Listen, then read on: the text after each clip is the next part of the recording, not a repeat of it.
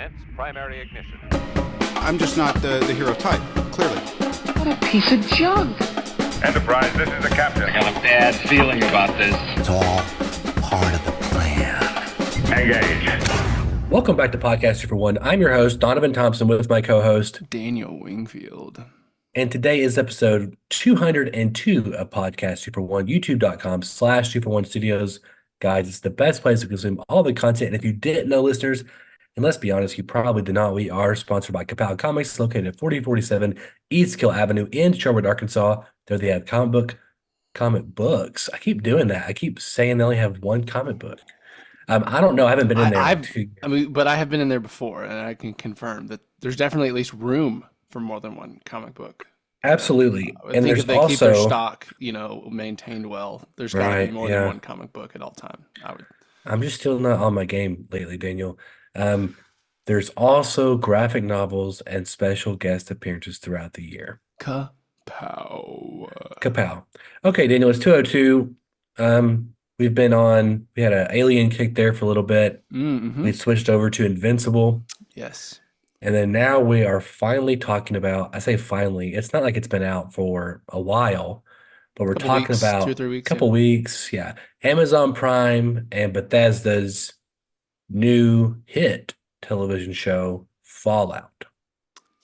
Yes, we are. And to celebrate, I'm not drinking coffee out of it because it's not dishwasher safe. And it would be a pain to clean all the nooks and crannies. But I've got my Pipboy coffee mug that I got for, I think, Christmas last year. Well, I don't think you'd have to. I'm assuming you wouldn't pour coffee on the outside of the cup. Yeah, but there's like nooks and crannies. You'd have to just. I don't know. You can't put it in the dishwasher because I think the paint will start coming off if you do it. If you have to. Sure. Yeah. But plus it's.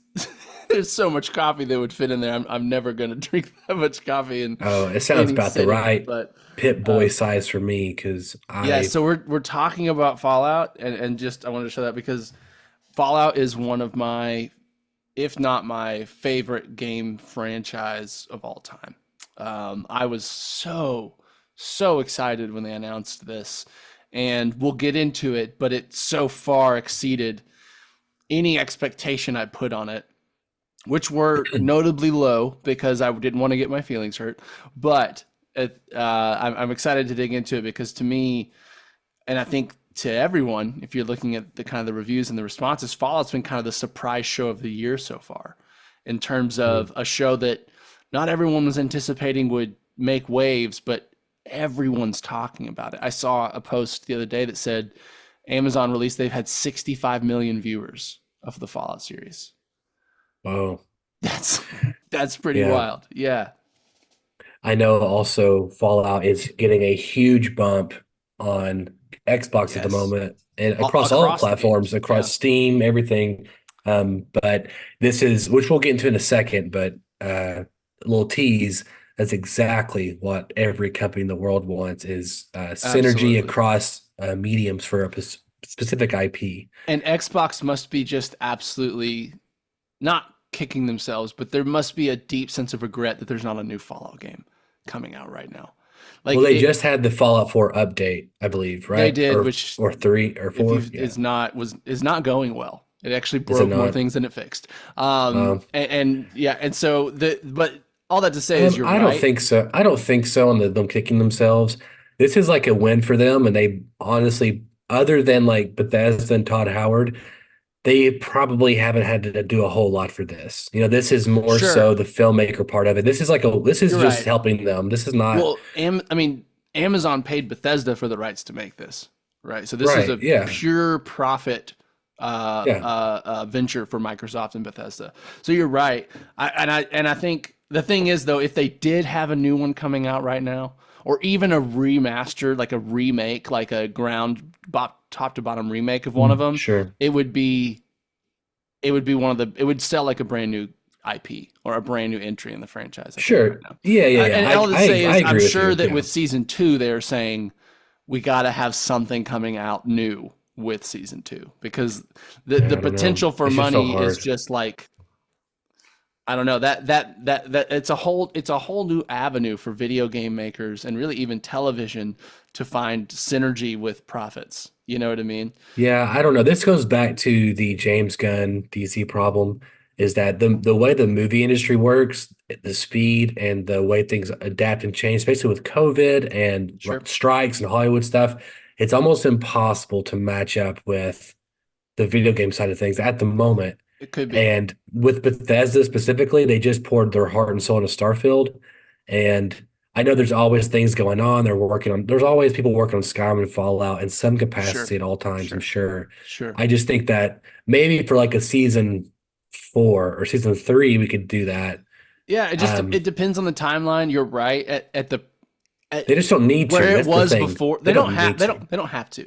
It would make them more money, I think, at the end of the day. And so I think they'll I don't, want but to. right now is like, see, right now we're already kind of in the game conversation, instead of the show conversation. But I do think like for this particularly, this is why they bought Bethesda, is because of the potential for these IPs, and because also they don't know when these shows are always going to work. Look at Halo, for example. You're right. And that may have been a part of the decision not to try to force something through for this season because they just weren't sure if it would hit. And if it was a Halo-like reception and you had a game coming out, it might hurt the game sales. Right there, you said force a game out. Like no game, especially a Bethesda one, can be forced out, right? Well, that's the thing is, since this show has come out, because this is me saying that Microsoft must be disappointed they don't have a game coming out. That's a pretty common held opinion. Lots of people are talking about that. And I think one of the things Bethesda has said out of this, there was an interview that dropped yesterday with Todd Howard.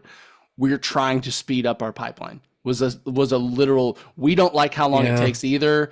And there's precedent for them allowing other studios to make games. One of the most popular Fallout games that's ever been made was not made by Bethesda. It was made by Obsidian. I get it. Yeah, you know what I mean? And so there's precedent for them doing it already. And I think all that to say is I think they will be trying to line that up in the future, whether it's season 2 or season 3, or like you said, season 4. I think that's a goal for them. They have a hit video game series and a hit TV show. And if those could come out even if they're in the same like 2 or 3 month window, I think that can only benefit both of them if they both land well. All that to say, to get back to the show, and the reason that we're talking about this like this is because the show is fucking incredible. It's not just a good video game adaptation. It's not even really a video game adaptation. It's more of an expansion of a video game world with a TV show. But the fact that there have been so many people that said, I've never played Fallout, you're one of them.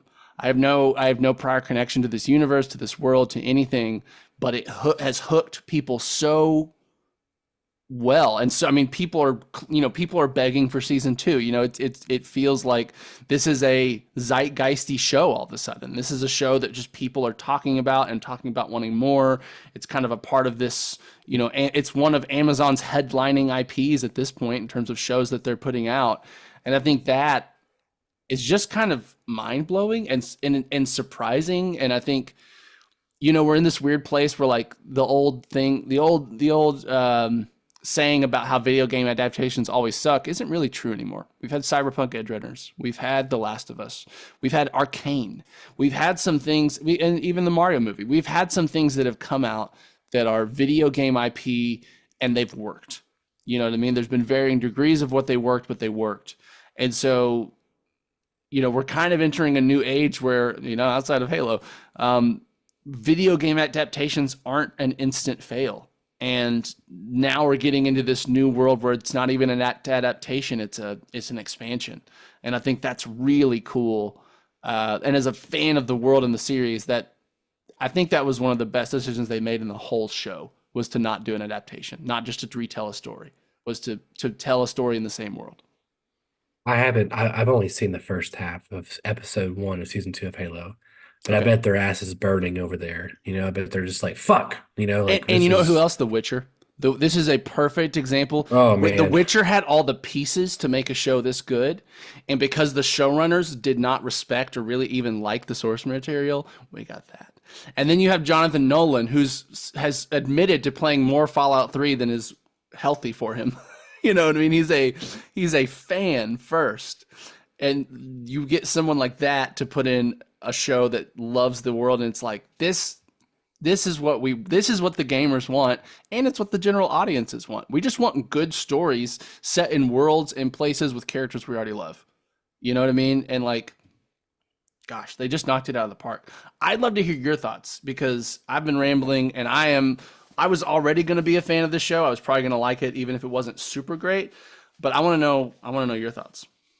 Yeah, I got lots of thoughts. I just want to kind of start off with, I think this show's secret weapon obviously is Jonathan Nolan. Yeah. If people aren't familiar with the name, he is the brother of Christopher Nolan, who just won the Best Directing Academy Award.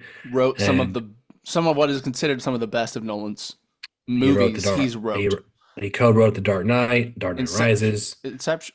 I mean, like, he did. I think he did. I can't remember. I know he did Interstellar. I know he did Interstellar. Yeah.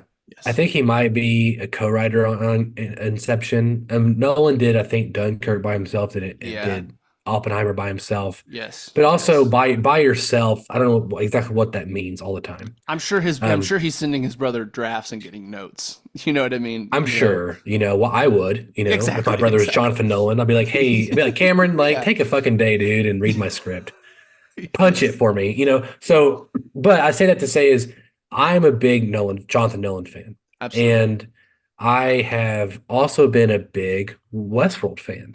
Right. And so someone who's watched Westworld and really been in that world for a long time, and I've talked about it on the pod in the previous years, and that, that show hasn't always executed perfectly, but the writing was always really, especially the first two seasons, the writing was always really good. The ideas are interesting. The world was always fascinating. Yeah. Sorry, I'm fixing to cough. You're good. I'm sick, so I'm not doing my best. And whenever, Fallout show was announced, I was like, that's whatever. I mean, of course, it's going to happen eventually. Right. I don't play the games. I really got to cough for 1 second. You're good. I'll fill time. So, Fallout TV show, Fallout TV show, Fallout. Good. All right, back to Donovan. And I'm back. That won't be the last time I cough, I guarantee you. So the show was announced, and I was kind of like, again, whatever, it's going to happen. Sure. But it also was announced that Jonathan Nolan was involved. I was like, oh, and Lisa Joy was his wife, and I've had the honor of seeing both of them twice, actually. Yeah. In LA, and then I'm not sure you were at the Westworld panel in South by Southwest, but I'm not sure it was. Yeah. Yeah, but they were there for season 2, I believe. And, again, I was like, oh, it's my interest peaked a little bit. And then the trailer dropped. I was like, oh, man, okay, this looks pretty damn good. It did. Just because it looked high quality, that they really cared about it. Even someone like, I've never played the games, but I'm always tuned in as to when the games are coming out, watching trailers, people's reactions, reviews, what people think about it. Matt's always been a big into Fallout. Yes. My brother is huge into Fallout 76 and New Vegas. And so, I'm always I know what's up. Yeah. And watching it, I kind of watched the first episode over a couple of days, actually. Sure. Just because I was tired and other things, and I really liked it, but I was kind of more concerned, like, why am I taking so long to watch this first episode? Sure. But then by like a week went by, and I was like, I gotta keep watching this. I started episode 2, I believe it was last weekend, because I was sick, as you can tell. Yeah. And then I was like, I couldn't put it down. It was just kind of like I was like, I have to keep watching this. What can I do to get back to the TV to watch Fallout? And by the end, I was staying up late at night. It was like 4 a.m. one night. I was having fever, and I was like, I guess we're watching fucking Fallout, So anyway, I just kept going, and I was really, the worst part about my experience, Daniel, was that Kimberly was not watching it, and she would be like on her phone or doing something else, cleaning, and I just kept thinking, like, God, I know it's got sci-fi, I know there's like this appearance of zombies or whatever, but like, if you just sit down and like watch the show, then like you're going to see what I see, which is the ability to tell a narrative that spans hundreds of years in different locations with fantastic actors. Because also, first of all, I could watch. I told Kimmy this. I could watch Walter Goggins eat a sandwich for 2 hours, and I would Sure. be out. Yeah, I'd be yeah. down for it, dude. Absolutely. I've always loved Walter Goggins from Justified. He just His little stint in drips GI charisma Joe. in everything he does. He just is so charismatic and Well, he's an so Invincible. He's right. he's the guy in Invincible. I can't think of his name right now. Oh yeah, yeah. He's Cecil. Cecil. Hmm. That man is talented, and Absolutely. I've always thought that he doesn't. I mean, he's actually in the MCU. He's a bad guy. And I think he's going to return in Who is he? and he's the bad guy in Ant-Man and the Wasp, um, Okay. Huh. which is why you don't remember. But Yeah. I think he's supposed to return in either Thunderbolts or Captain Okay. America: Brave Cool. New World. Like he's one of the two. I can't remember which one. So anyway, um, I you know I think so first of all, I love it. 10 Yeah. out of 10 show. I checked in with Matt, who's a big gamer. Matt Yeah. loved it. Yes. He's like, which I didn't know if he would or not, but he Sure. loved it too. Yeah. The thing I want to talk about now is just the story. And here's my impression real Yeah. quick of I assume I know there's the Enclave, Sure. those kind of things. I assume you guys got more information about the start of this in terms of the political side of it than you ever have in Fallout. Am I totally wrong on that? You talking about like what happened before the war? Or Right. like Yeah, like I mean, so you're getting Walter Goggins' wife in the yeah, so boardroom. that side of it. So what's interesting is Fallout has tried to keep things kind of loose on lore. They like to suggest things or hint at things, but they rarely like to say this definitively happened this point, other than like the bombs dropping and that kind of thing. But like there And this is canon, correct? the show, show? yes. Everything's Okay. this is in canon, and they worked with Bethesda to make sure it stayed canon. Right. Okay. There were hints in other games that Vault-Tec may have had something to do with starting the war. That has been hinted at. Nothing's been confirmed before, and even with this show, it's not confirmed. It is definitely pointing in that direction. It is saying that Vault-Tec was willing to do it, but we don't know actually if they actually did it yet. Right? Hey, if one thing Jonathan Nolan does, by the way, is to set up that kind of perspective, And then twist and it. then in 2 years later, another Yes. season two goes by, and be like, oh, the wife actually turned good at one Yes. point, and Right. it was somebody else, and Walter Exactly. Goggins actually looking for her the whole time because he's still in Exactly. love with her. I mean, that's how Jonathan, which is super good writing. It is good. You know? And I think it feels in line with Fallout, with how they do things too. And so there are parts of it that, I mean, just to go back what you're saying is at a story level. I mean, I think they did just absolutely incredible translating the vibe and just the feel of the universe of Fallout. It's such a unique universe. It's this weird thing where like it's an alternate history that deviates sometime in the 50s. If you look at like Right. they've done, like Fallout's timeline is actually really pretty much exactly like ours up until like the 50s somewhere. And basically when like 50s retrofuturism, like atomic age stuff started kicking in, it's like that never went away. And we just kept going into the atomic age and doubling down on atomic things, and cars were atomic powered, your microwave was atomic powered, all this stuff. And then in 2077, in our still future, which is an alternate future that we have, that's when the bombs drop. That's when everything comes down. So you've got this wonderful like 50s Americana style to everything that's now destroyed. Right. But then also there's also all of these things that there's a lot of kind of capitalistic critique baked into a lot of this too. The Fallout world, especially before the bombs, was very much controlled by companies that put profits before anything else to comical degrees, right? I mean, like Right. Nuka-Cola. We see Nuka-Cola in the show. In the games, and I'm sure they might do this sometimes, there's a version of Nuka-Cola called Nuka Quantum, and they were literally selling irradiated drinks to people. And like you can find these research where it's like people's hair fall, like it's like it's going horribly, and they're like, we think it's good enough, let's sell it. It's Yeah. it's exaggeratedly evil capitalistic companies. It's like but in that I think it's fun because it's a critique of current companies as if they were more opaque maybe, or more honest about how they really work sometimes. So you've got all that wrapped up.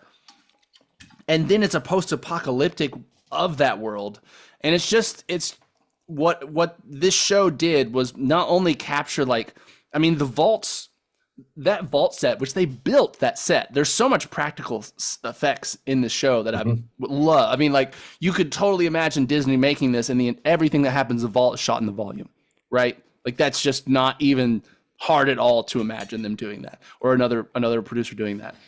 But like, they built the sets 1-to-1. I mean, when Lucy pulls out a stim pack to heal herself in episode 1, it looks exactly like a stim pack, same scale. When she stabs it in, it's the sound effect from the game that heals you when you put a stim pack in. And it heals you immediately. It's kind of a magic video game healing item. You know, I even love that they kept that true. It's like, oh, I'm good. I had a stab in my chest, and now stim packed. I'm good. You know, they just were so faithful to every detail. You know what I mean? Not only the heart and the soul of it. Not only they get away with it for, like, you know, the ability to be radiation and like these kind of pseudo superpowers and those kind of things, you know. Absolutely. And what I guess, to me, one of the most important things this show did are like why it works so well. It's the details are important, but that's not why it works. The why it works is because of the tone. Because what you have in Fallout is a mix of dark humor, stupidly ridiculous, zany alien invasion, just kind of schlocky kind of comedy. You've got very dark, not even humor, just themes and tones. I mean, like total destruction of the world. You know, you're constantly in Fallout. You're coming upon like an old house or a building, and it's just, you know, decimated. There's dead bodies everywhere, and part of what you're doing is just trying to piece together what happened here. Why is everyone? What happened in this location that killed everyone or did this or that? And so it's this really interesting mix of serious, funny, and wacky, and just like random, out of zany, that comes together perfectly in the games, and they absolutely 100% translated that to the show. I think we absolutely get the gory, the silly goriness, the ridiculous Matt Berry, the robot that's dissecting people, like the Fred Armisen's character is playing records in the wasteland but only plays fiddle or whatever it is. Like, there's so many things like that. You're like, that's Fallout. And it works. It doesn't feel forced. It doesn't feel like they were shoehorning ideas or characters in. It just feels like you're traveling through the world of Fallout with new characters. And I guess the world it's just so does kind of feel a little small to me. Sure. Just because, but also I don't know. It's a really hard one to accomplish because you're in a post-apocalyptic wasteland, and it's like, how many people are there? How long do you have to travel? Even in Mad Max, if you really think about it, there's not that many people. You know what I'm saying? Like, because even communication is down, so you don't get a sense of the overall larger world, which is also kind of, I guess, part of the idea. I do want to talk also about these three storylines. Yes. And so three main characters. Three main characters. And you said earlier that what you think potentially the best way to do a video game adaptation is to not do a one-for-one retelling of game one or game two, but to slot yourself somewhere in the universe and tell an original story inside this tapestry of the world. And they do that, but also Fallout works and the game series works in a way where it's like there's no central protagonist, right? Right. Yeah. Every game is someone coming out of a vault, I think, right? Yeah. Right. Most of them, yeah. Most of them. And they happen sometimes between 50 to hundreds of years between each other, right? Sure. Mm-hmm. Okay, so like that's I think again I'm more asking questions than anything. I don't 100%. Well, it's interesting. But you're always kind of a nobody coming out, but also your main character always becomes kind of legendary, right? So one's called the Lone Wanderer, like that's the name of that character. One's called the Courier in New Vegas. You're like legend. You're become this legendary figure. The Courier of New Vegas, the Lone Wanderer from Vault 101, the Lone Survivor from Vault 111 in Fallout 4. So like you grow, like canonically, you always become kind of like a legend for everything you do in the game, but you're always starting as a nobody. And it is kind of this thing of like, there's thousands of different versions of what that legend looks like because you can play the game 100 different ways, right? Make different choices, build different characters and stuff like that. And I don't know if you saw this, but I was reading some stuff from Jonathan Nolan. They said the strategy behind designing Lucy and Maximus and the Ghoul was they wanted to create three characters that kind of symbolize the different way people play Fallout. Sure. Right. The gunner, the badass strength, like coming in and so you've got Lucy, who's the goody two shoes, wants to talk herself out of every situation, would choose, speech versus violence if we're talking game systems, is always going to make kind of the morally right decision, right? But at the same time, everything she goes through makes her kind of a hardened version of herself. She's still she's staying true to her morals, even though she's changing as a person and and what she's capable of and all this kind of stuff. Then you got Maximus, who kind of, I feel like represents this like new player. Like almost you could say Lucy is a Fallout fan playing a Fallout game. She knows the world. She knows the lore. She knows all of this stuff. She's at least at the vault level. She's aware of this world. Maximus is almost like a new player to the franchise. He has no fucking idea what he's doing. And it makes total sense in some of his decisions because he's the most interesting, and I don't know if I like him at all. I don't know. And I think they meant that. Like they made him very complex where like sometimes you're like, yeah, I think that makes sense. And other times you're like, that's really selfish or that's really an unlikable decision. Yeah, and I'm like, I like the Ghoul 10 times. Oh yeah, and the Ghoul is right. Like the Ghoul is your seasoned Fallout player that's like Lord of Death. You know what I mean? He's going to shoot first, ask questions later. You know what I mean? Yeah. He knows he doesn't need to read the dialogue because he's already played the game several times. So he's just skipping through the dialogue and shooting people. You know what I mean? It makes me appreciate it even more. It's so fun, right? Like it's wild that they were like, let's do this way. And it works so well. Right. It does. And each of the characters feel like they've got their own really strong arcs and they're going in similar but also very different directions in this show. You know what I mean? Where like they're on such interesting paths that intersect several times, but it's never like I don't know, they all feel individual. They all feel unique. It doesn't feel like we're ever seeing characters do the same things or on the same paths. I agree, going back to the Ghoul, he's fucking amazing. I think we always knew they were going to be flashing between the past and the present. And I think when you do that, there's always the fear in me of like, am I going to check out every time we go to the past? Is it going to be boring? The past is my favorite part. It works so well. I mean, partly because Walter Goggins, Walter Goggins, and his performance is just electric and dynamic and just glues you to the screen. But also because I think, they did a great job of weaving in why the past was important to the present. And especially with the reveal of him at the end that at least he thinks his wife and daughter are still alive somewhere and frozen in a vault. And like, that's why he's become this, like, don't get in my fucking way. I'll do anything to go where I'm going. I guess I don't understand. The first time we see him, is he like, it almost seemed like he was, the crypt keeper. Like he was in a coffin. It seems to me summoned. He got buried alive as like a punishment for someone he pissed off. That's how I read it. Was that this Ghoul, he's been around for years and he's been a bounty hunter, mercenary guy for years, and that he did something to the wrong person, which got him punished in that way. And someone found out about it and they're like, well, let's get him and he can make us money because he's a badass or whatever, was kind of how I read that. Yeah. Gotcha. Okay. I almost felt like he buried it, which sounds stupid, that he buried himself some way. It was kind of like that's how he survived or something. Well, not that, but just kind of like he was, kind of like, I'm going to come out every 100 years or something. Oh, sure. I don't know. I mean, I didn't really, or that he just buried himself and was like, I'm just going to do this for a while because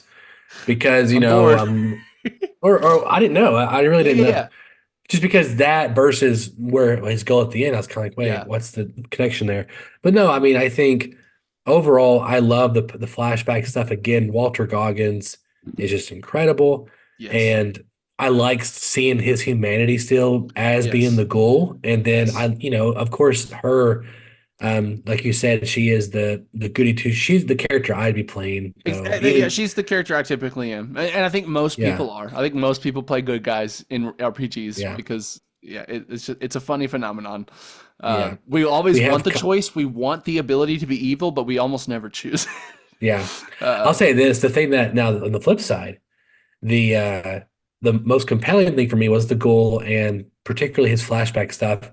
The thing that Right. I did not like the most was kind of our fourth story was back at the vault with her brother. Oh yeah. And I felt that this was the most uninteresting part of the show, Okay. personally. And I I guess I guess I also wasn't really fully understanding what was going on. It seemed Sure. like there's these three vaults, they help each other, Right. but kind of, and it's more, yeah, I don't fully understand. Like, I don't want, I guess I don't get what's So going on. so with the vaults, the thing with the vaults is they were advertised as things to save humanity, right? Yeah, they're 99% of experiments. them were Yeah, not. A yeah, few of them for the government were that, but most of them were crazy, unhinged, and most of the time morbid social experiments, right? Like there's yeah. ones where in Fallout 4 you find a vault and their whole thing was it was a vault of kids, and once they turned 18 they killed them. But they told them they were going to this other place, like you get to graduate to the adult part of the vault, but they were getting killed because it was a social experiment about how children would survive in communities of just children in the apocalypse. Like that was the experiment. And it's just Wow. like, it's just like fucked up shit, right? And so yeah, so everyone is an experiment. I will say that the vault 31, 32, 33 thing, right, was those three vaults right there. I think what they were going for was the idea that Vault 31 or sorry, Vault 32 and 33 were pure experiments. They weren't actually people surviving, and Vault 31 was Vault Tech people running the experiments, watching them doing the tests, all that kind of stuff. And so Watching the experiments for 4, 32, and 33. Is that what you're yes, saying? and Okay. probably affecting things, changing things or whatever. And so I think what they were going for, I think, was I don't think they quite. It's similar to one in Fallout 4. There's a vault in Fallout 4 that you find that's like Vault 81, and you are exploring it. It's weird because it seems like a normal vault, and they're still like most of the vaults you find in Fallout's they've been destroyed. They've been raided by someone. Everyone died for a weird reason or not. You find one in Fallout 4 that's like normal. It's like still functioning and they're like operating, and it's kind of weird. But what you find out is that behind the scenes, there's basically a second vault that's been running experiments on them, but there's actually like they've been introducing diseases. And like you find where people you actually have to go back there to save someone from a disease they catch, blah blah blah blah blah. And so like it's a big reveal because this vault was doing really fucked up experiments on them. I don't feel like we got that information from the scenario between 31, 32, and 33, right? Like they were obviously experimenting on them.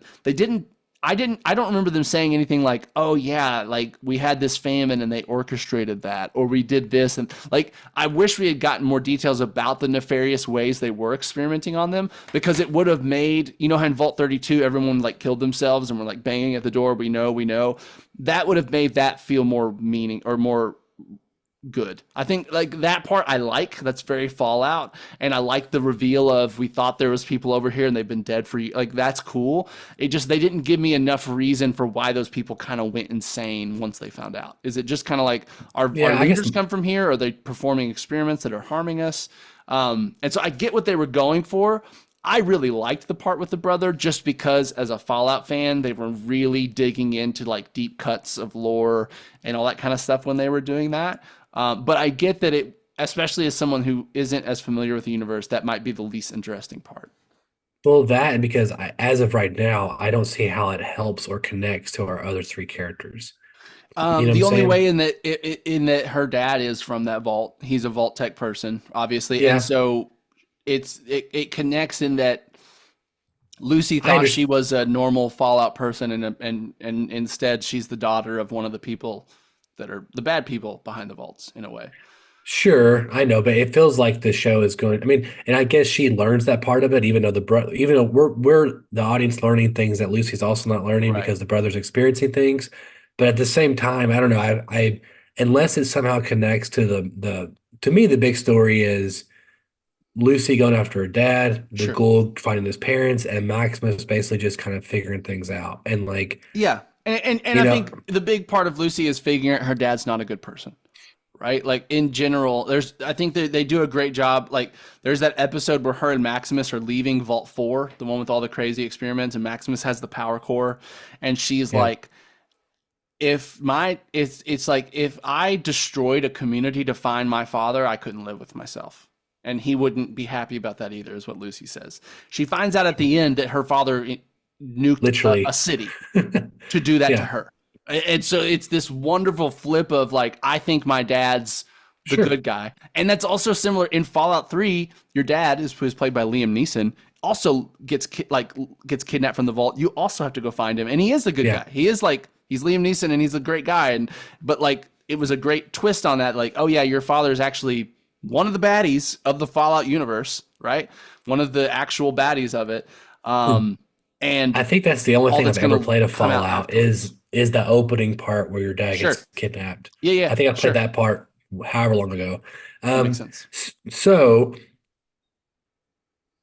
also one thing I just want to point out is that this is not a show. This is kind of like The Last of Us, or this is kind of like this isn't a show about like stopping vault tech or stopping. No. You know what I'm saying? Like, so people need to kind of have expectations that the good guys are not going to win in this. Especially not at first. Yeah. And if they do win, it'll always be kind of like it feels like sometimes in Fallout you get victories, but oftentimes they feel a little hollow. Like we got what we wanted, but with what cost? Right. Kind of. Right. And what you wanted is going to be different than like saving the world, right? So this is going to be a personal story. The world right? can't be saved any. The world's exactly. The world's been unsaved, and it can't be saved again. Kind of. Well, part of my point is like there's always a version in like The Walking Dead or The Last of Us where they could be a story where they're going to go get a cure, right? And that's like the onset of whatever.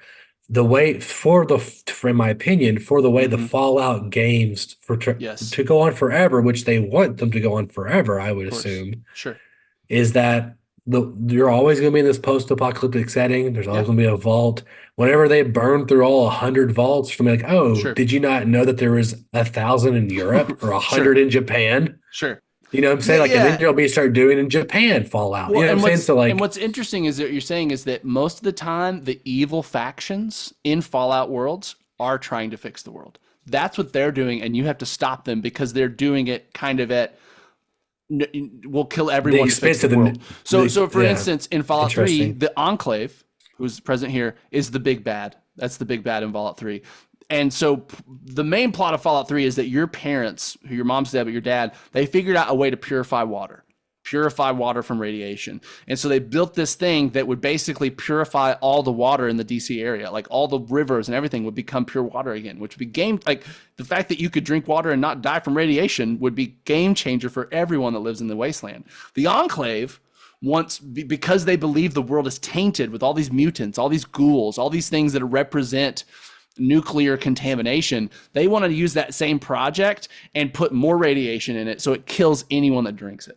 So they just wipe the slate clean and say, we're just going to let the humans that are remnants from the Enclave, who are remnants from the people that survived the war, we're the only ones. And the same thing as the Institute in Fallout 4. You find this institute, which is really fun. It's basically like MIT, right, is a famous technological institute in Boston. It's like the MIT faculty built their own vault under the university and like continued their experiment. So it's like remnants of the MIT universe that turned into like this like super clean, efficient society that's all underground. But their goal is to wipe out everything that isn't pure human on the surface.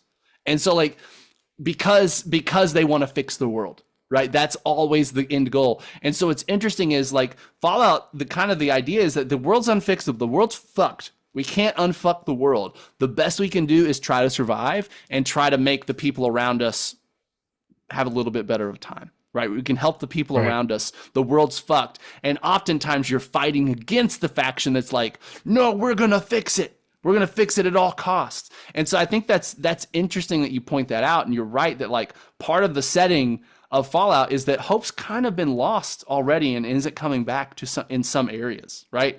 I just don't see the show like having, even if they do like a 300-year time jump and they all go in cryo or we're Lucy's generations down the road, whatever, we're never going to see the thing where it's like a flower blossoms on the earth. And you know what I'm saying? Like, because then that ruins the games. You know what I'm saying? Exactly. Also. Yeah, absolutely. So I don't see it happening. it is an interesting thing where like, yeah, that we're never trying to, the world is never trying to be fixed and never going to be fixed. And I think that's part of it too, is that like what Fallout does is it puts humans and characters and stories inside a world of extremes. Everything's an extreme in Fallout, right?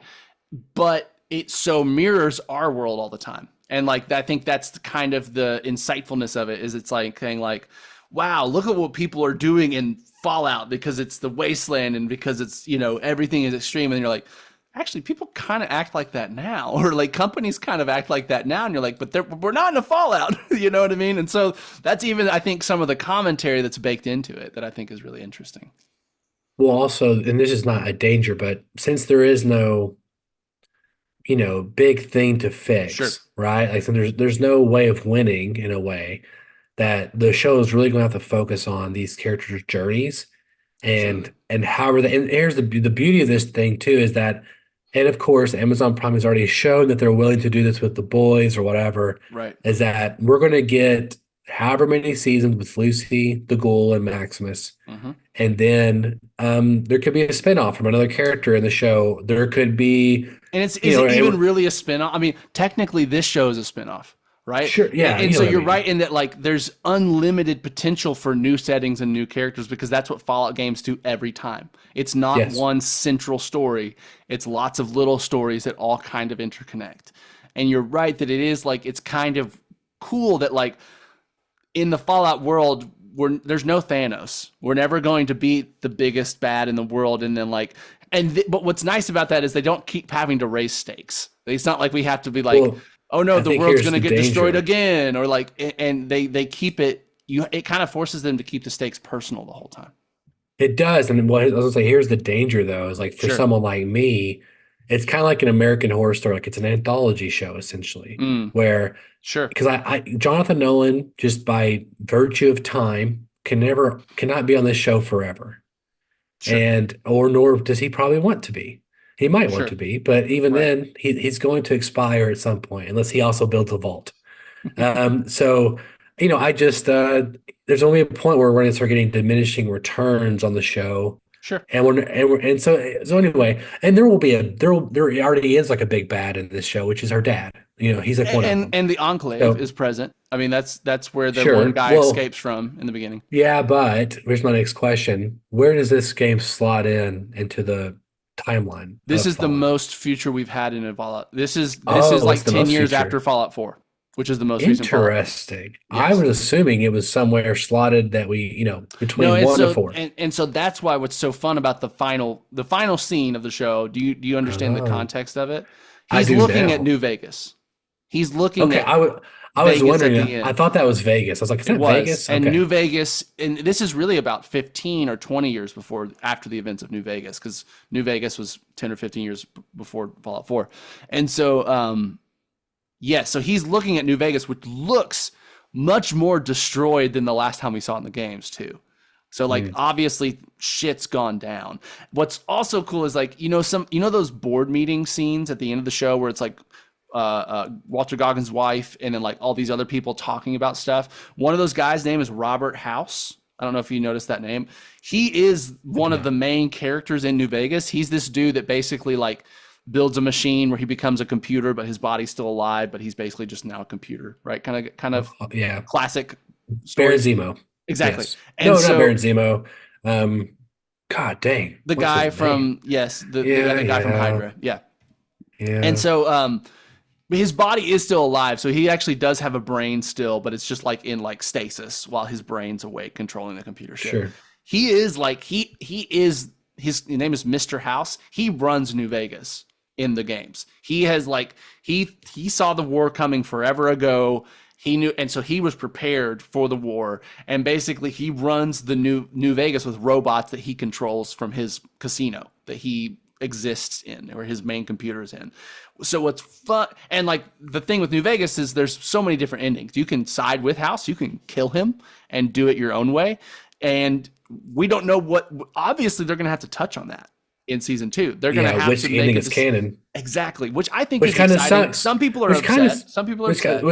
Automatically, they're already starting to put guardrails on the narrative, because I assume that since like Vegas and 79 or whatever, all these places, 76, they're probably spread out, especially with time. They can get away with like not referencing certain things. There is, but at the same time, there's always a canonical playthrough eventually of every game, right? Because they do have to base some of that history in the new games. Oh, well, so there's never mind always now they do try to be light with the details, right? They don't detail every single thing that the player canonically chooses, but the big decisions that would impact the future of the wasteland, like whether or not they destroy the enclave, that's going to impact the history for the new games. They got to make a decision about that, right? Gotcha. And stuff like that. So there is some precedent for it, but it will be interesting to see how they thread that needle. Well, hey, I gotta say it's much more. Unfortunately, I wish this wasn't the case, but it is more interesting to me now that this is like the most further out game. Sure. Because I would love to see the Enclave fall down. Sure. But I'm afraid I guess also they don't have to keep the Enclave for in future games to be. No, and the Enclave isn't in every game, right? That's the thing. New Vegas, the Enclave is like barely there. You have like one quest where you're just hanging out with remnants of the Enclave. They're not a power in the wasteland. They're not a faction that has any part to play in the politics of the world at that point. And because in the Fallout 2, the player like wipes them nearly completely out. Oh, and so in Vegas, they're like, yeah, they're barely around because they got wiped out. So this is a few years in the future. Apparently, they've come back in some way. And so good. The thing is, I do think they're always going to find ways. And even in the games, you do beat factions completely. Right? Like you do completely destroy the Enclave in Fallout 3 when you win. So like you have a decisive victory over that faction and whatever that faction's goals were, and you're competing with those. And so they're never, it is that thing of like the Enclave is so spread out that there are always going to be little pockets of them that could rebuild somewhere. It's kind of like Hydra, right? Like Hydra's destroyed, but then there's always like random little pockets of ex-Hydra people that try to restart Hydra at some point somewhere, right? Yeah. And so it's a little bit like that. But it will be very interesting. I mean, like, I think that's the other interesting when we talk about games coming out and all that kind of stuff is that because this is canon, because this happens, and it essentially is in place of you could imagine if they made a new Fallout game instead of the show, this would basically be the story, right? And generally, it could be close to this. And so it's interesting that like you're right that this is the furthest out story in Fallout world at this point, and so they're treading new ground and they're setting up circumstances that will then be canon in the future. You know what I mean? And so like the fact that Vault Tech had a vault where all their higher people like got frozen and are still here, we've never really had that happen before.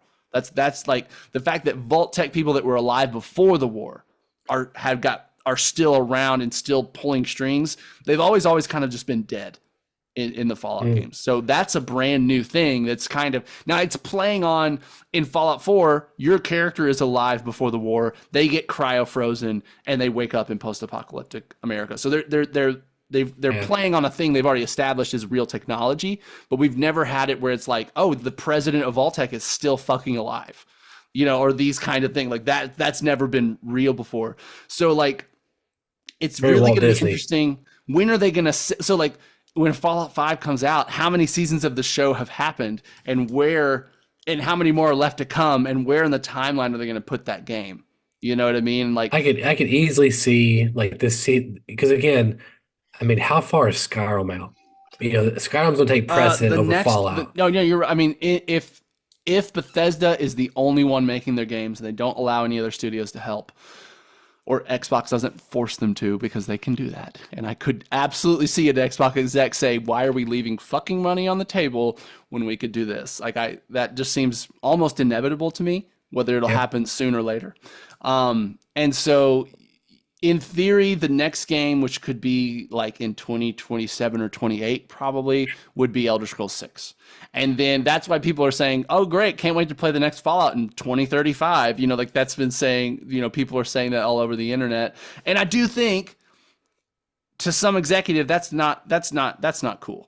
That's not with this show. I mean, that's 10 years from now. And we have a show that is a hit show, a Fallout show that is like, and again, I remember I saw an interview with like Todd Howard at like the premiere of the Red Carpet event, and he was talking to like an IGN reporter, and he was like, what'd y'all give it? And he's like, we gave it a 9. We love it. And he was like, really? Like he looked genuinely surprised. And so this isn't, I mean, I think everyone involved were kind of like, okay, this is like, I remember I was listening again yesterday to a Todd Howard interview with Kind of Funny that dropped. And he was saying like, you know, he would go to set. He was mostly involved at the very early stages of, okay, yes, let's nuke Shady Sands. That was a big decision for them. Let's nuke a canonical big city in the Fallout world. He was a part of like, okay, let's do that. Let's not do this. And then he would come to set sometimes and just, you know, and he was talking about he was on set, and it was really cool because like so many people on set just were Fallout fans. They're like, please let me work on the show. I love Fallout. You like, so the grips, everybody is like so excited to be there because they're getting to work on a show for one of their favorite games. And he would kind of ask people like, you know, this seems good. Is this good? You know what I mean? Like asking like workers, and they're like, no, yeah, Sure. this is good. This is special. This is good. But you never even like, obviously You don't know. they're not going to be like, no, man, this is one of the worst things I've worked on. Like, you know what I Yeah, mean? You're of never course. going to get that. And so I think part of this is that it's kind of All the Halo caught- grips also thought it was good too, Daniel. Exactly. You know? Until he took the helmet off, and they said, "What the fuck am I doing on this set?" Yeah, day one, they're like, "Wait, what? We're just going to CGI the helmet back on, I'm gonna right? call Like my Marvel agent. does." Yeah. Yeah, my grip agent. Yeah. Go on. Anyway, it really seems like the success of this show caught everyone by surprise, including the people that made it, or the Xbox execs. And so I'm sure they were prepared for a Halo. They were like, we'll see. And I'm sure Phil Spencer had a conversation the following Monday when Amazon reached out and said, "Hey, this show's doing very well for us. yes. We're do season 2." I bet like he had to slot in like an hour somewhere about like the future of more Bethesda Fallout. So. Think about it. Like this show has been so successful. Like, and something I've been thinking about as a Fallout fan, which Fallout to me has always been kind of it's mainstream, but for RPG players, right? Like Fallout, the original Fallouts, like Fallout 1 and 2 on PC, are kind of like in the Mount Rushmore of like 90s PC RPGs. Like people just adore them, and they're like heralded like for the first ones ever. groundbreaking and all these kinds of things, right? What was I saying there? You were talking about. I was listening. I know. I was there. Yeah. Okay. No. Here I got. So Fallout to me has always been kind of a fringe franchise. Like gamers like it, but not many people out of gamers even know what it is. Like it's different from Halo. Yeah. Halo. Everyone knows what Halo is. Everyone knows what Mario is. Everyone knows what Zelda is. Like these. Halo became like a slang term for game. Exactly. And It's so like Mario. Even Fortnite. There's these games that have bled over into mainstream consciousness and are very well known. Fallout hasn't been that, but now it could be. Like you're getting into this world where you're like, if this gets popular enough, they can start making more action figures. If they, like there's this world where like they could spin up Fallout into a universe. This like they could say, Microsoft might say, hey, what if Fallout's our MCU? Hey, dude, I'll tell you right now, there's no what if. There's already been books, I'm sure they're going to start looking at books, comic books, more action figures, more collectibles, more TV shows, more games. Like, I mean, like they're going to look at this and say like, holy shit, we have the potential for an IP that stands out. Like what is like Fallout? It's not like Last of Us. It's very different tonally, even though they're both post-apocalyptic, they're wildly different games. It's not like Walking Dead. It has zombies, but it's not all about zombies. You know, it has wacky experiments and weird science. Yeah. The feral ones basically are zombies. They basically are. They eat flesh. They're mindless. They run at you and you know what I mean? Like sure. They're all intents and purposes a zombie. But it's interesting that you can become a zombie without being feral. I think that's an interesting twist on it. You can look like a zombie, but you're not a zombie yet. Yeah. You know, I think that's cool. I think of them more as mutants, Daniel, but go on. Well, you will until you meet an actual mutant in the Fallout universe. They have not introduced this species yet. I watched the video showing more lore yesterday, and I was like, okay, mutants are coming. So. Yes. And mutants are interesting because what's fun about the mutant lore is that like they seem like wasteland mutants, but they were actually created before the war by the U.S. government as like they were trying to make super soldiers kind of thing. And they look kind of like Abomination, kind of like their style and stuff. So anyway, all that to say is like I've had thoughts where I'm like, if Microsoft wants to, and if they play their cards right, there's a chance that like Fallout becomes a tentpole franchise in media, not just video games. And that's just weird as a longtime fan of Fallout to think this thing that I've always loved, that I've always kind of felt like not weird. It's kind of dorky to love. You know, it's like this thing that I love. I know not everyone's going to love it, and I'm not trying to push it on everyone because it's very kind of particular flavor. And now you're thinking like everyone's starting to love this. Everyone could get into that. I mean, it's kind of wild to me that like this show could change the direction of the Fallout IP forever. Yeah. You know? I think we've had a similar conversation about this, but I went through what you're feeling 15 years ago, and even then it wasn't like, oh man, this is kind of happening now. It was more just like, yeah, fucking get on the car, get in the back seat, buddy. Like I've known for a long fucking time Spider-Man's cool. Sure. You know? Yeah. You know, it's like, sure, you know, sure. like, yeah, you like Iron Man? Yeah, I did Right. too, 10 years ago, dumbass. You know what I'm saying? So like Sure. that's how I've always felt about all the superhero stuff. So, and I'm super happy, by the way. I've been on this big superhero kick the last week. I restarted Revisiting Moon the Knight good ones. last night. Well, I started Moon Knight last night because I got all these Yes. steelbooks in from, you know, I think I sent you a picture. You did. So I started it last night and also been buying some hot toys.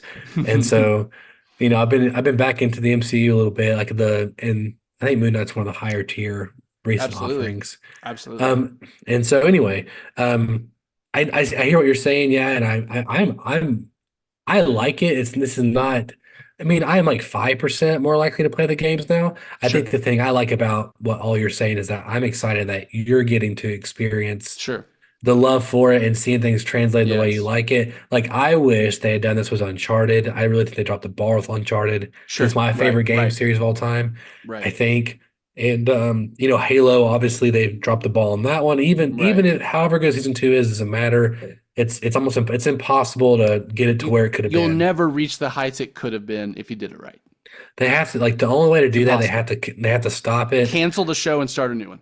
cancel the show, and just make a movie. But you'd have to 5 wait years like from 3 or now. 4 years to Maybe. just maybe wash the bad taste I think the show is so not in the public conscious that they could Sure. do a movie in 4 years, and if it out. was If they a good just movie, did it right, yeah. if they did it right, it'd work, you know. So, and here's the thing: is I'm okay with straight up adaptions. Like Yeah. Halo 1, the movie, sounds like an amazing movie Sure. to me. Sure. And also, I think that here's the thing too, where it's like where I said that Fallout doesn't have a protagonist, whereas like Uncharted, Halo, God of War, Yes. you know, Sonic, Mario, Yes. you kind of need to either adapt or tell a brand new story with that with character. different or with that character with different ones. Yeah. Yeah, you know, so it's like I'm okay with adaptations if they're Sure. done correctly. Last of Us is a perfect example. I think it's a pretty Yes. good adaptation. I think most people really like that show. I mean, it's winning. It won awards. It won Emmys. It won And awards. I will say, I loved The Last of Us. I ate that show up. To me, I do put Fallout a little higher just because I think it was a bigger risk. I think you could argue that Fallout isn't as seamlessly executed as The Last of Us. I think there's some pacing issues to me in Fallout. The first couple episodes took a minute to find its rhythm. There was a few things at times where I'm just like, it's not a perfect show. I think it's not so perfect. much better than anyone expected that it feels perfect sometimes, or like it feels like in that way. But and so when I compared to The Last of Us, I can say I think Last of Us may have been tighter, may have been more like perfectly executed in terms of what they were going for. But in The Last of Us, they were almost one-to-one adapting something else that had already happened, right? They're Yes. using the same music. They're using some of the same shots and angles and lines, a lot of the same lines, almost every same line. And so like there is this level of like, wow, that's perfect, but it does seem a little bit easier than saying we're going to take a beloved franchise and do something completely new. And I don't know. And do something that it's not easier is the wrong word. Easier is the wrong word. I think it's more it's riskier. It's a bigger risk to me. maybe. because I even think if you I think nail it, both even if you easy made a and perfect risk. if you could make a perfect show, there's a chance you make a great Fallout show that all the Fallout fans hate. It's still a good show. It's still good characters and good writing, but you could have made it where none of the fans are into it. And so it's this weird show that it resonates with random viewers, and no one that really enjoyed the originals has any care for it. And so that would be a weird thing. Um, and so Well, it's just, to me, it's like, damn, that took some balls, I guess, to make this decision with the Fallout show, because I do think even at an investor level, if you say, let's take a video game that's already a hit, everyone loves it, and let's just adapt it, that seems like a more surefire thing than saying, let's take a video game world that is somewhat divisive, and actually all the fans, like, they're pretty tribalistic about which games they like, and there's a lot of discourse about this game sucks, this game doesn't.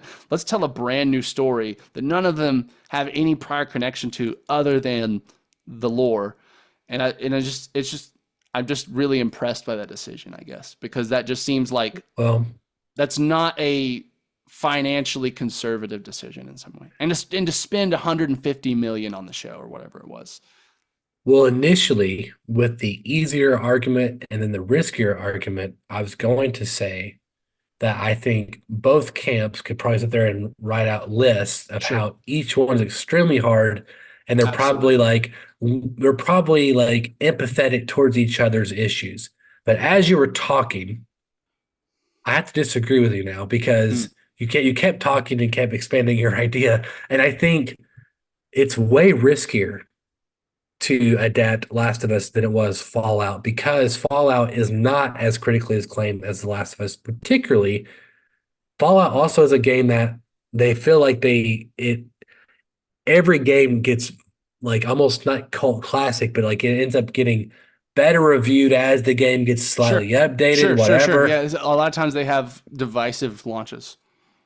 All it seems like Starfield. There's like a lot of these. Dude. It feels like Skyrim gets away more free than all the other IPs. I don't know that. That's my impression. It's kind of because it was like the first Bethesda game to go truly mainstream. Like Oblivion came out before that, but it was still kind of like only RPG Sure. fans played it. And then Skyrim came out, and it was like that was so many people's first Bethesda game they'd ever played before.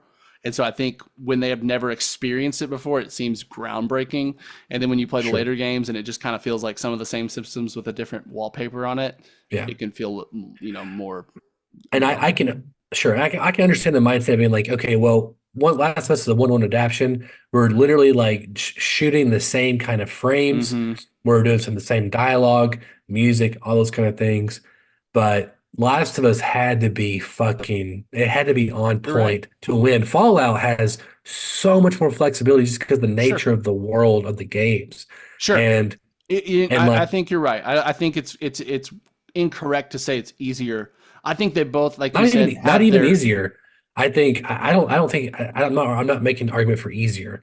I just think that, I mean, maybe it is a little easier, I'm but not I saying, I'm just, think if someone asked me to do one, I'd say like, ooh, as someone who has played The Last of Us, sure. and as someone who's Naughty Dog is my favorite Sure. company ever, I would say let me make Fallout because I can actually Sure. probably figure that one out easier than I can Last of And Us. I think you're right. I think in that way that like Last of Us had to be as good as it was, or it would have gotten dragged. If it was a significant step down from the games, it would have been a failure, right, of a show. And It so had to you're win right. Emmys to be successful. Last of Us had a standard it had to meet, and it was much higher than Fallout in order to be considered a success. Fallout Yes. could have been like 10% worse and would have still been considered a success. 100%. Right? Like it didn't have to be as good as it was to be successful. It's awesome that it was as good as it was, and it's even more successful because of that. And so maybe it's not an easier, it's not a best, it's not a more challenging or riskier. Maybe it's just as a fan of video games and a fan of TV show, I'm so much more interested in the Fallout show because Yeah, it's it's your telling me a favorite new game. story. Well, because What's your but favorite also game I know series? what happens in Last of Us season 2. I know what happens in it. I'm I aware of don't. the plot. You don't know But anything? also, I know the one thing, Okay. but I don't know everything. But And so I'm also not a Last of Us fanboy. I mean, I've sure. I'm just yeah, speaking personally as someone that enjoys stories, I am counting the days for the last Fallout Season 2 announcement and the Fallout Season 2 trailer. Like, it's just, and like, I am going to be there day one for Last of Us. Absolutely. But I don't feel like I need to watch the trailer. I don't feel like I need to, I know what I'm getting. I know it's going to be A+++ HBO quality prestige television and Craig Mazin and all this stuff. But at the same time, I'm not anticipating being surprised by anything in Season 2. Does that make sense? Here's a really weird dichotomy for you. I would rather wait 5 more years for Last of Us Season 2 if I got Fallout Season 2 tomorrow. Makes sense? I'd rather get Fallout Season 2 tomorrow. I don't give a fuck about Last of Us Season 2. I want to see it. Yeah, sure. I get you what you mean. Yes. But the anticipation's different. But tomorrow, I would 10 times rather play Last of Us Part 2 than play Fallout. Well, you know what I'm saying? It's like, that's just that weird thing for me where it's like, I'm like, it's a really interesting dynamic there. I'm like, I do not want to play Fallout, but I would love to play Last of Us Part 2. And it's so interesting. I mean, like, the other thing that Fallout is doing that I'm curious, has it ever been done before? Well, I mean, I guess the Mario movie, but like an IP that started as a video game. It's never been a book. It's never been any kind of other literature than a video game first.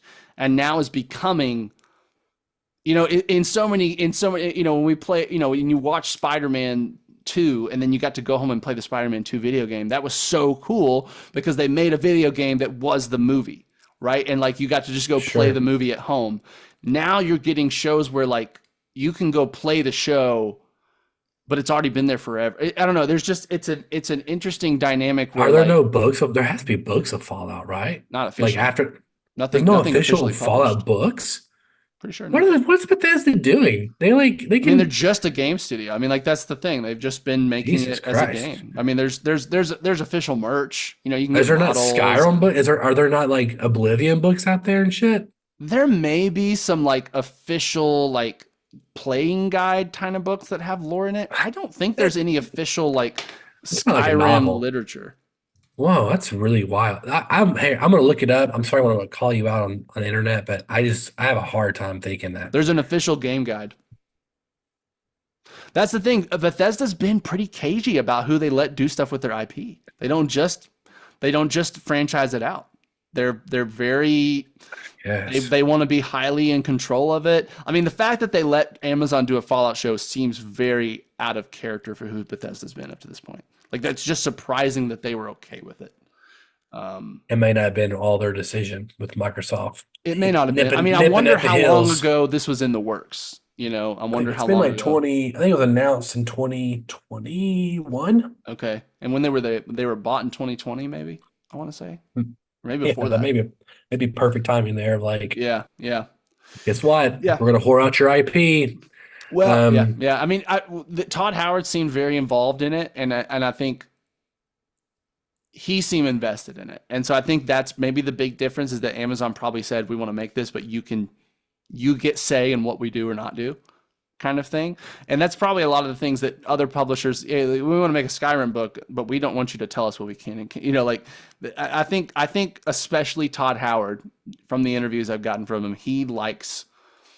Like, I remember seeing an interview where it's like, for Starfield, he didn't want to be the person that every decision ended up coming to. Like, he had to make the final decision on everything, but he ended up being the person that made like the final decision on everything. And so to me, that just says it's a person who has a difficulty letting go of control of things he's like the steward of in IPs. And so, yeah, it is forever, dude. Huh? He's been around forever. My whole life. He's never worked anywhere else. He came out of college and started as like a programmer and like a tester on Bethesda games in the 90s. He worked on the very first Elder Scrolls game that ever existed, which is called Elder Scrolls Arena. He was a programmer on that. And so yeah, he is Bethesda. Todd Howard is Bethesda. You know what I mean? And yeah, it'll be interesting. I'm excited about the future of Fallout. I'm excited that I can't wait for Fallout 5, and I really kind of hope that Microsoft is like, hey, we now own this. We own Bethesda and we own Obsidian, who made New Vegas and everyone loves. Bethesda, you have to let them make it doesn't even what's with Cool New Vegas, it wasn't even kind of like connected to the Bethesda games. The Bethesda games happened on the East Coast, Washington D.C. and Boston. New Vegas is Vegas, so they like literally changed the geography so it wouldn't be as directly connected. And it's like we said, there's so many different vaults across the country. Just let someone else make one.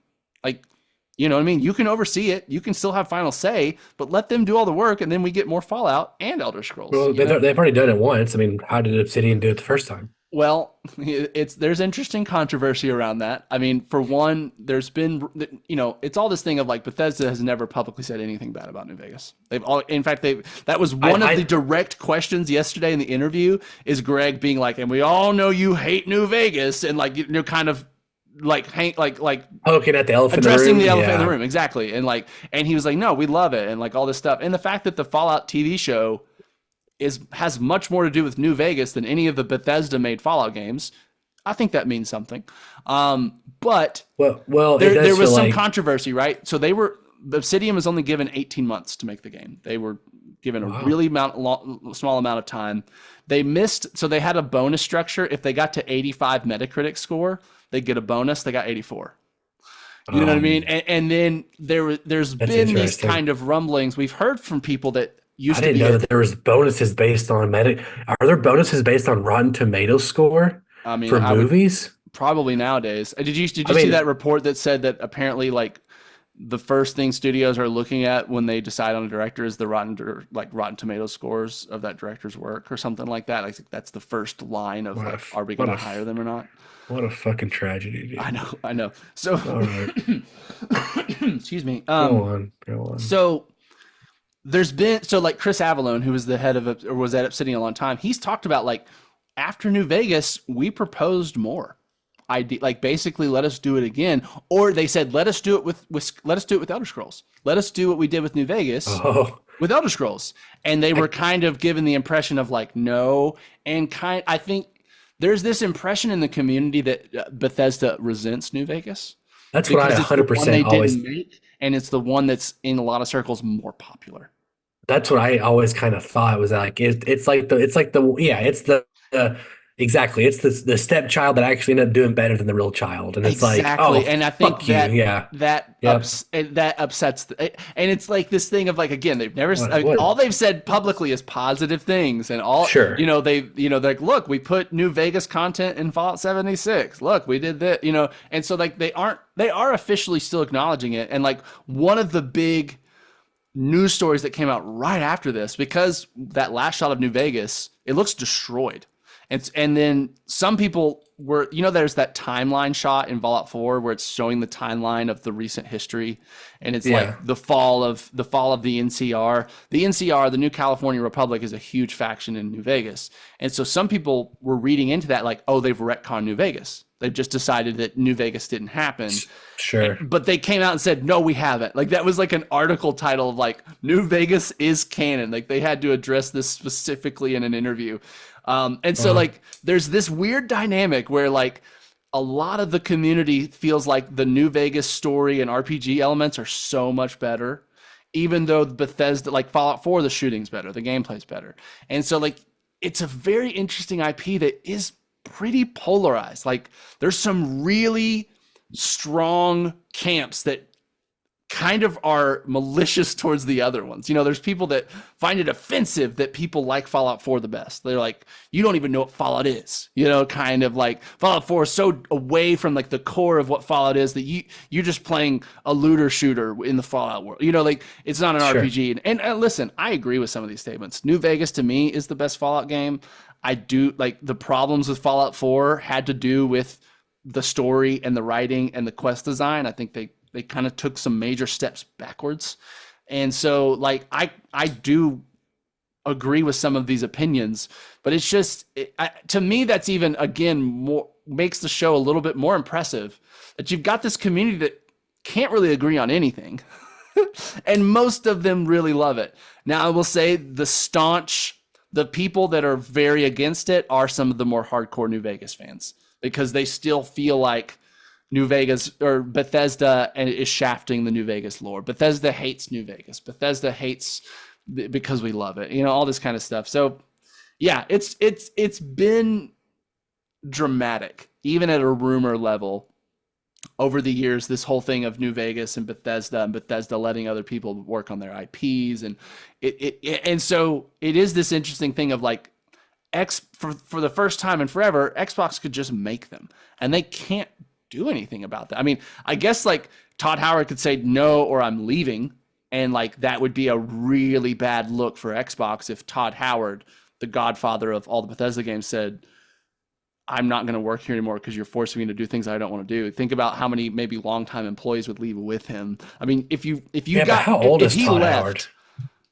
I think he's late 40s. He's gotta be in his 50s. Oh, maybe. Yeah, I'll say 50s. If he's in his 50s, he's probably getting Botox. But 54. Okay, yeah. And which isn't, I mean, like, people work into their 70s sometimes before they retire. And he said in the interview yesterday, he's like, I have no intention of retiring anytime soon. I want to be here for 20 years.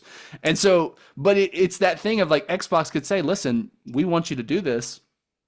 I could see, because Todd Howard likes to be in control of things, and because I do think he has somewhat of an ego, which, as successful as he's been, kind of hard not to. You've defined generations of video games by yourself. I get it. You have some room to think highly of your career. That's the only thing where I'm like, if they did it in the wrong way and Todd Howard's like, I'm walking and hundreds of the best people at Bethesda will walk with me because I'm me and they love, like that could be like the one thing that could prevent it. I could see.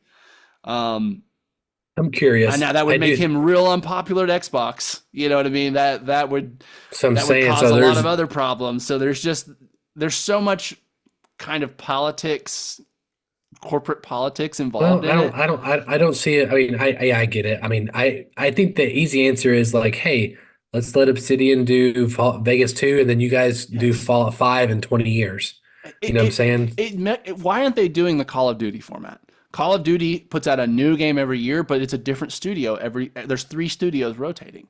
So it's not one studio having to put out a game in a year. It's every studio gets 3 years.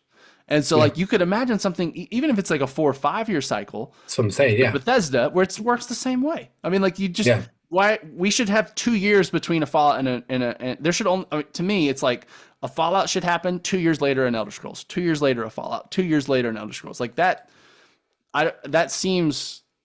Now, at the same time, I think that's what they want. The quality of COD video games is not like at an all-time high. You know what I mean? There's some people that would argue that system has deteriorated the quality of the Call of Duty games over time. Yeah, I mean, it gets kind of that's a complicated conversation because a lot of that is, I mean, the quality of the gameplay, those kind of things are like they've been like it's like a wrestling game every year. It's like fine tuning. Exactly, it's pretty damn good first person shooter. The visuals, the physics. They aren't like on their worst day. They aren't making big strides with that every time. Yeah, they don't have to because it's like you've nailed it. You've nailed a certain version of this. But what they can do is obviously things like microtransactions. Leveling up, the speed of that, how that works, weapons, obviously and it gets story kind of and setting, the story and the setting, all those kind of. So yes, but I 100% agree with you. I mean, I just want Xbox to succeed. They did just report their biggest quarter ever for gaming, which is like 3.6 or 9 billion. Yeah. A lot of that's because they've absorbed Bethesda now, and they can kind of count that towards the sales. The Fallout Activision. Franchise, there was like 5 million playing Activision. One of the Fallout games. Like in the week after the Fallout show, they had like 5 million concurrent players across platforms in Fallout games, like between Fallout 1 to 76, the most recent one. And so like I gotta throw this out real quick. I'm sure. Yeah. A statistic real quick. You just said that number Fallout, which is a pretty old game at this point. Yeah. I was doing like just because I was curious right before we started recording, like how many concurrent players are there for Suicide Squad? And the new one, yeah. Guess how many there are? How many concurrent players? That's 118. Wow. Yeah, it doesn't surprise me. Not 1,000. At the same time, yeah, I was saying 250. Just 250. Yeah. Wow. Okay. Yeah. No, I was guessing pretty low. I thought I was like 118. I was like, that's impossible. I could turn mine on and it'd count as 300 probably. So like I was just like, How is that possible? Right. 118 people, only 118 are playing this game? Yeah, That's yeah. Well, and crazy. that's something that came out. That was a big news point even when Starfield came out, was that like in the couple months after Starfield were out, more people were playing Fallout than Starfield. And that was kind of one of the things where like they kind of missed it on this one, like the fact that Starfield's a huge people letdown for them. the fact that people played Starfield and were like, actually I'd rather play an older game that you made than this new one you made. That's not ideal. So much hype for Starfield. Yeah, they're coming out. They're the big Shattered Space expansion and a big update supposed to be coming out in the fall. We'll see what that does, but I'm not holding my breath. Yeah. I'm this weird place. I want to play Starfield still. I can't find my fun in it. It's not an enjoyable game to play. I can't find a fun gameplay loop that feels satisfying. Well, you've already feels, beat it. I mean, right? It was yeah, fun I that know first it's time. true. You're right. I mean, that's the thing. I mean, like I think as a Bethesda fan, there is this expectation that there's always a lot of fun in replay, making different decisions, Sure. doing different things, and the fact that that isn't there, the fact that like Skyrim is fun, but most of the people don't beat the main quest. Like most of the people never even touch it because the fun part of Fallout and Skyrim is getting lost. Is saying, oh, I'm going to go on a quest over here. And like, what the fuck's that Yeah. weird building? What the fuck's that cave with the light coming out of it? I'm going to go check That's why that I'll out. never play And these then games. 20 hours later, you've done all this cool shit that wasn't even a part of the main quest. Starfield doesn't have that stuff as much.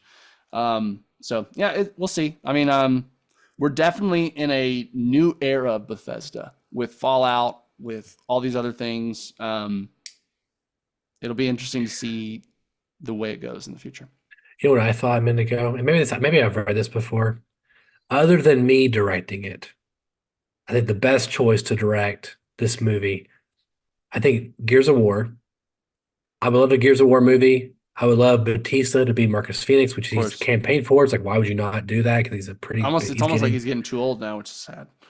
Yeah, Busy it's like aging. just do it. But Zack Snyder would be a great one for that. As Gears long as of you get War. someone to write, get someone to write Yes. it. Yeah. If you get someone to write it, Gears of War feels like a Zack Snyder universe. Like Yeah, just it does naturally. actually. I'd be okay seeing like slow It's mo chainsaws against exaggerated. It's aliens. slow mo. It's giant muscles that are proportionally unrealistic. It's Yeah. kind of it's comic booky in a lot of ways. So I'd be okay with him directing that and one. especially that Actually, first game was such a good story. it was just simple. Yeah, These four guys got to blow up this tunnel, it was good. essentially. It was like the interconnected tunnel, but yep. Dude, yeah. Gears of War 6 is supposed to be like it'll probably be announced at this year's Xbox showcase in June. The one in June that they announced. It's less than there's about a month away. There's a lot of heat. Gears of War is finally kind of like voice actors are kind of saying stuff like cool. in passing, and Cool. it's been like since God, Gears of War 5 come out. I don't know how long ago now. Yeah, and that kind of was underwhelming, I guess maybe. The gameplay, like it was. The wasn't. response was underwhelming. The sales The sales were great. I played the fuck out of the multiplayer whenever the series got Series X. I was like, I played a few rounds with you actually. Yeah. Yeah, I think you did. Yeah. So anyway, I'm excited for 6. It's going to come out. I'm curious what happens with Fallout, Daniel. I will be here. I did mention to Kimberly. I said, look, I was like, I really want you to like this show, but I don't think you would like this. And she looked up and like someone was getting their head blown off. Yeah. Yeah. And it does feel like Amazon is kind of like, hey, let's just be the grotesque. We're the gory, edgy people. Yeah. Yeah. And then we'll also have Lord of the Rings on the side.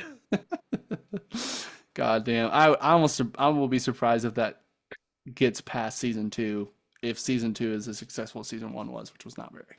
Like I'm almost like, how did you justify spending more money on this show?